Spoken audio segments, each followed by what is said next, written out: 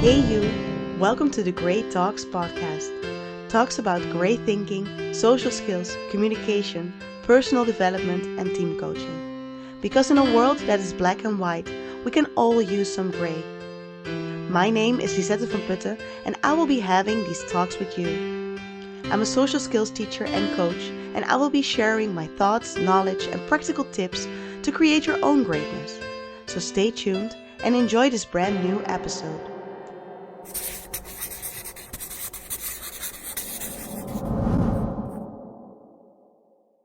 Okay, we are rolling. Yes. Welcome to episode 2 of the GreyTalks podcast. I am so excited to be here again. I am going to stop saying that, but it's just it's been a dream come true. So I just need to share my excitement a little bit longer. I mean, episode 2, I'm okay, I think. It will dial down, I think, hopefully. But I just wanted to express my excitement to be here again and share my thoughts, knowledge, ideas with you. And this episode, I am going to share the GreyT history. So I'm going to share the whole journey of me starting my business, where I came up with this concept, why I started this business, but also the struggles that I had. So yeah, I just wanted to show you a little bit more about that whole journey and how I actually got here because it took a while as well. As well. But yeah, I just needed that whole journey to experience everything that I did to get to this point. So I just want to share that with you. Now, first of all, I knew that I wanted to um, I knew that I wanted to coach people, and I knew that I wanted to create workshops, but I didn't really know about what I wanted to do that. You know, there are plenty of companies that provide training and coaching in soft skills and communication skills, personal leadership, all those aspects. But it kind of felt off for me to use a theory of someone that I might not like be 100% sure about, or be fully engaged in what they are saying.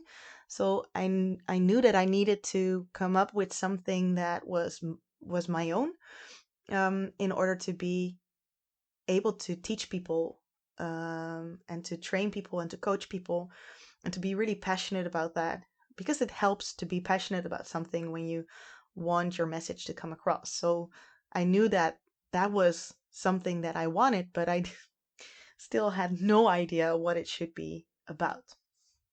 So I did share already that I like the whole concept came from this frustration and irritation on the world being really black and white. And I think that started when I lived in an area that has a lot of narrow minded people.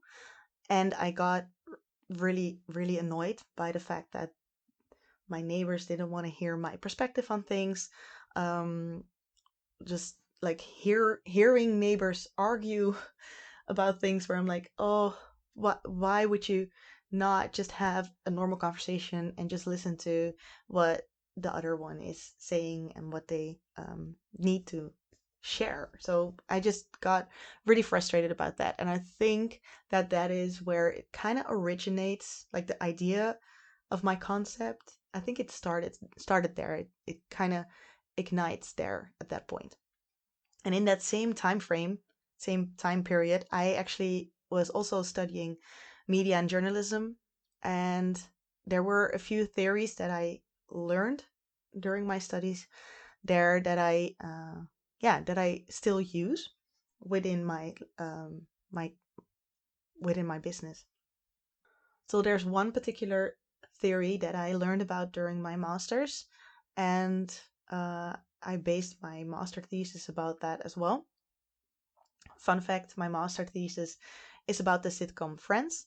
I graduated on Friends. I did a discourse analysis on the way they actually discuss controversial topics.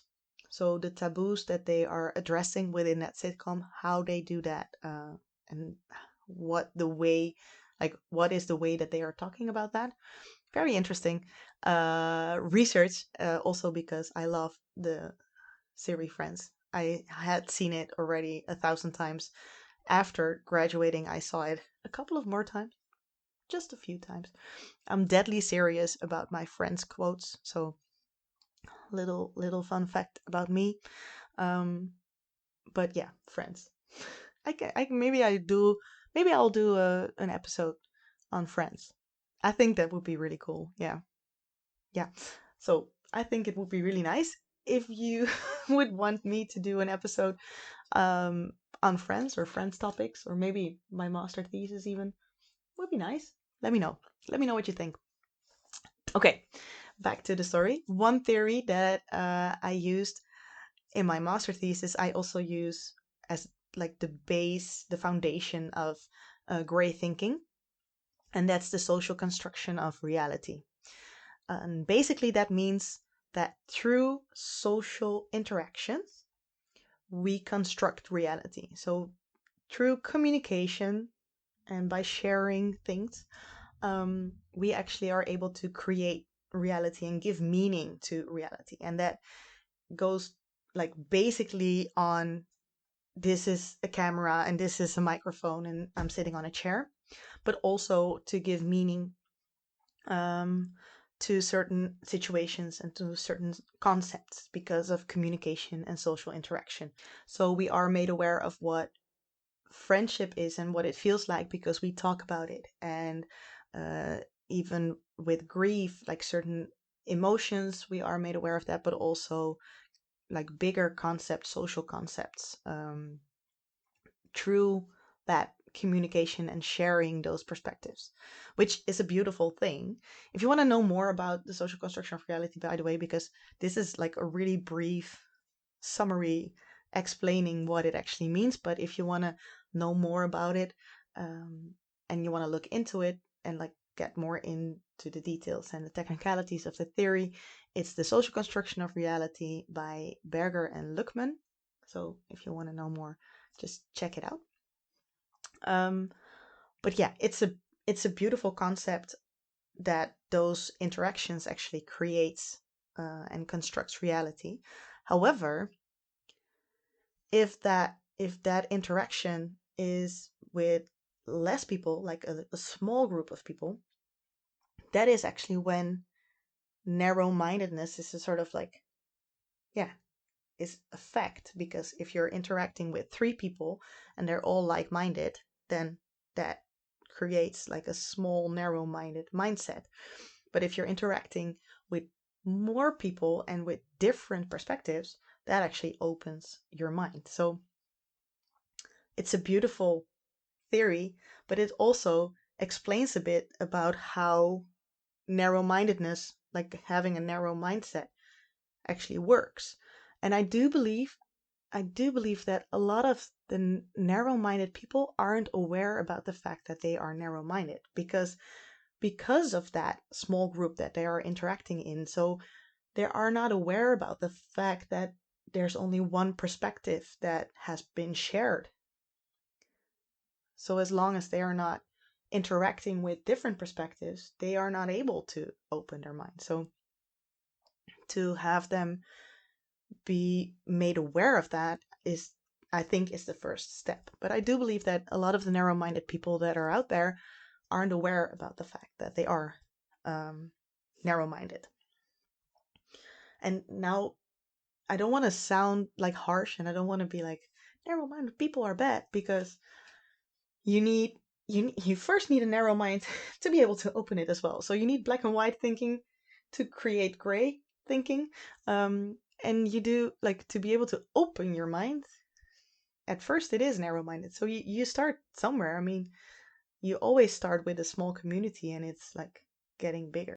So the way that I used to explain the social construction of reality is through a vase, and I said, if I am standing from this perspective, seeing the vase from this side, I'm explaining what I see, And that way, if you're on the other side of the vase, you also know what my side looks like.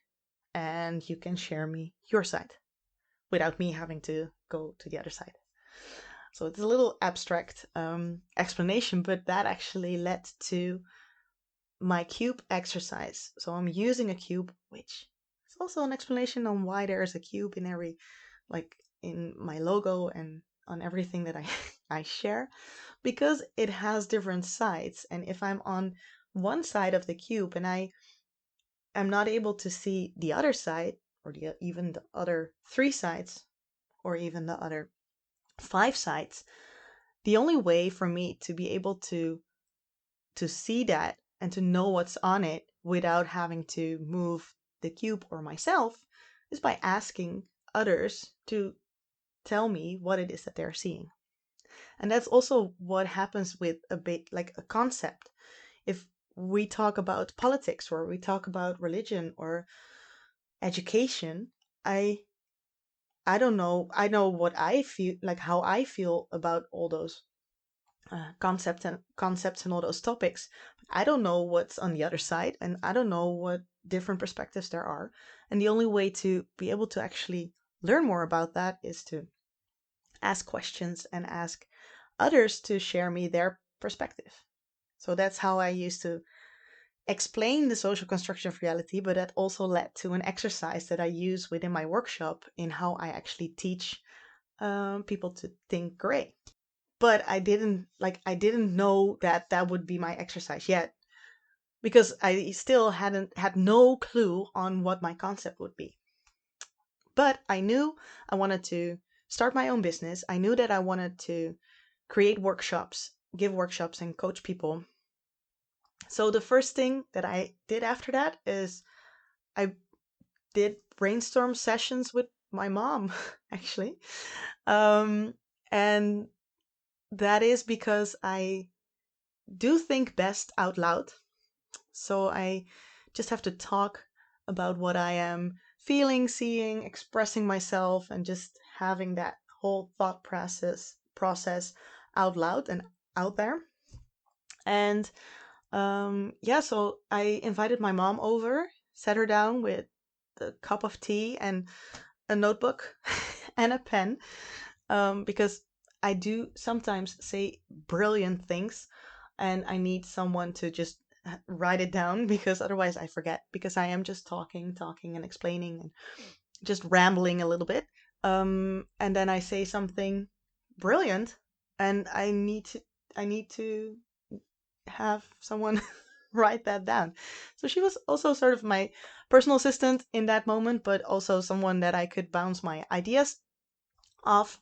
And the first brainstorm session, we talked for, I think, 8 hours. And after that, I thought, I don't know, I still have no clue on what my concept will be, what I want to teach people. So maybe I should just call it quits. But okay, never mind. We just leave it for a little bit. In 2 weeks, we're going to come back together and get this brainstorm session on again. So 2 weeks later, my mom came over and I was like, yeah, I don't know. I was thinking about it the past 2 weeks and I'm not sure, but I don't think there's something there because, yeah, basically it's just about me wanting to teach people that they should be open minded in their approach to people and situations. And I just wrote that down. And that is actually what is the definition of gray thinking. I added the consciously because I think you should be like consciously open-minded approaching people and situations. So yeah, actually I did create my concept within those brainstorm sessions without me even knowing it. But when I summarized what we discussed 2 weeks before that one brainstorm session, that actually helped a lot. And that's where the foundation of my concept was created. And I got to think about what I needed to be able to teach people how to do that, how to think gray. And that's where like the social construction of reality came in, the vase became a cube, and I like built a whole exercise on how to do that. The whole skill set was there within one brainstorm session. I was like, you need to be able to listen, ask questions, be aware of your own perspectives, and be non-judgmental to others. So once I had a clear definition of what I now call gray thinking, um, yeah, everything sort of like started like snowballing, and it it came real it became like this real thing. It was really nice. Yeah, so those brainstorm sessions were like really, yeah, they were really helpful, and that's where it all started. However, I still had no clue on how to start my own business. And um, at one point, like, I am really comfortable with having the knowledge and learning skills to be able to actually know everything before I start something. It's like this security blanket. I need to know, I need to understand, and I need to be able to do things myself to actually start something like that. So I had no idea how to actually start a business. And I mean, I knew I wanted to, but I never learned what it took to actually start a business. I had no clue on like bank accounts, taxes, registering a business, legal stuff, insurance. I was like, I don't know how that works. So I started asking friends of mine that have their own business to just explain how they started, what they would advise me to have my next step be. So yeah, I just asked my friends, and I went to all these um, gatherings for startups and such to actually learn more about that. But I had also no knowledge on how to actually promote my business. I knew a little bit of like from a previous study on media and communication and how that works just a little bit, but I studied that way before social media was a big thing. So I needed to also learn more about that. So I followed online courses and learned more on how that actually works. I created my first logo, like my very first logo. I built a website. I'm not a website builder. I cannot. No, I'm happy that I eventually hired someone to do that. But in the beginning, I did it all by myself because I wanted to do it by myself. In the beginning, I wanted to be able to actually know how it works, um, and have a little control on what actually was shared on my website and those things. So I was like, I will do it myself. That's okay. But I still had no clue on how to actually create and build a good, solid workshop. So I had my concept. I learned more on how to build a business, but what is my business actually doing?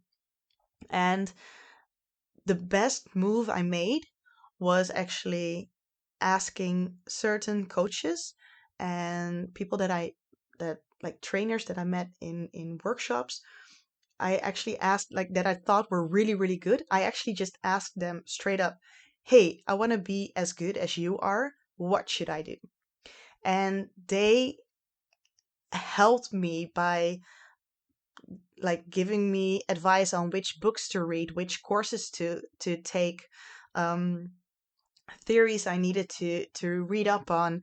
But they also offered me like having me join them on certain assignments that they have and training big companies on communication skills, just more one-on-one trainings. It was really, really nice to be able to do all that because that way I got all the information that I needed to be able to build and create my own workshop. However, that security blanket, the knowledge and the skills that I was teaching myself were also holding me back, because I always thought I needed to know more, and I needed to understand it better, and um, expand my knowledge. So that way I was like always in prep mode, but I was never actually ready. I thought I was never ready. And that's when someone told me, just be Nike, just do it. And it wasn't in relations to starting my business. It was actually when I was traveling, um, and I was in the Philippines, and I wanted to cliff climb, but I was a little bit scared. I was a little bit afraid of it. And then the instructor and our guide, he just said, Lisette, just be Nike, just do it. And I implement that a lot, actually. I don't think he knows, but yeah, I do owe him a lot, getting to the top of that cliff and actually saw the view of like the beautiful scenery, but also having my own business at the moment is also something that I should be thanking him for sure, definitely. Um, and that is actually when I just started doing the workshops. So I just created the opportunity to give my workshop um, in different teams with friends. I had my launch party, so I had friends and family coming over, and that's the first time I actually did the whole workshop. So yeah, I just started coaching. I started doing the workshops, and continued. Yeah, so all that's left is for me to share my gray trigger and gray tip of this episode. And I have, like, throughout my journey, throughout the GreyT history, I learned a lot about, like, my biggest trigger was comparing myself to others. Because when I compared myself to others, all I thought was, I need to be as good, I need to be better, I need to do this. And I started to just see it one way, because the way that they were doing their things and they were doing their business was the way to do it. So it was just really triggering me in black, like, to think black and white on those topics. But um it was really, yeah, it was really stressful, and I actually didn't really know where to start, because they were also giving me a lot of information on how to do things, and I wanted to copy that. um, but it also held me back in not knowing how to continue, and sort of losing my own authentic way. So yeah, I think that is, I mean, by comparing, I kind of was so focused on was I was focused on what I was not, or what I didn't have yet, that I actually sort of lost sight of what I already had, and I already did know, and I was already doing. So comparing, it kind of, I don't know, it goes both ways, because my great tip is not to not compare, because you should compare yourself, because that way you know what you do want, what you don't want, what you like, what you don't like, um, and you can select what it is that you want to use for yourself. Because one thing that I don't do or didn't copy from any other business is having a newsletter, because I don't really believe in newsletters. They might work, but they don't work on me. So I don't read newsletters. So why should I just take the time to actually write a newsletter and send it out when I don't even read newsletters that I get? I mean, I subscribe for a newsletter because it gives me 10% off on my first order. Then I'm subscribed to a newsletter from a company that thinks that I am really interested in what they are selling or offering, because I subscribe to their newsletter. And it's just trashing my entire mailbox because I get all these newsletters that I don't read. I am too lazy to unsubscribe from all these newsletters. Once in a while I do a few and I delete all the newsletters, but I'm subscribed to newsletters. I don't read them. I'm too lazy to unsubscribe. Why would I, for my own business, start a newsletter? So, I mean, you should compare yourself to other businesses to just know what it is that you want to do, that you don't want to do. And I think the tip would be to keep it realistic, to not go in overdrive on trying to copy everything that they are doing because you like it. It's just like adapting it to your own business. Does it work for you? Is it still you? Because I think I really, really want to be really authentic and transparent and just real. So yeah, that's it for episode 2. We talked about the GreyT History, where this whole journey started. We talked about the frustration. We talked a little bit about my master thesis and the sitcom Friends.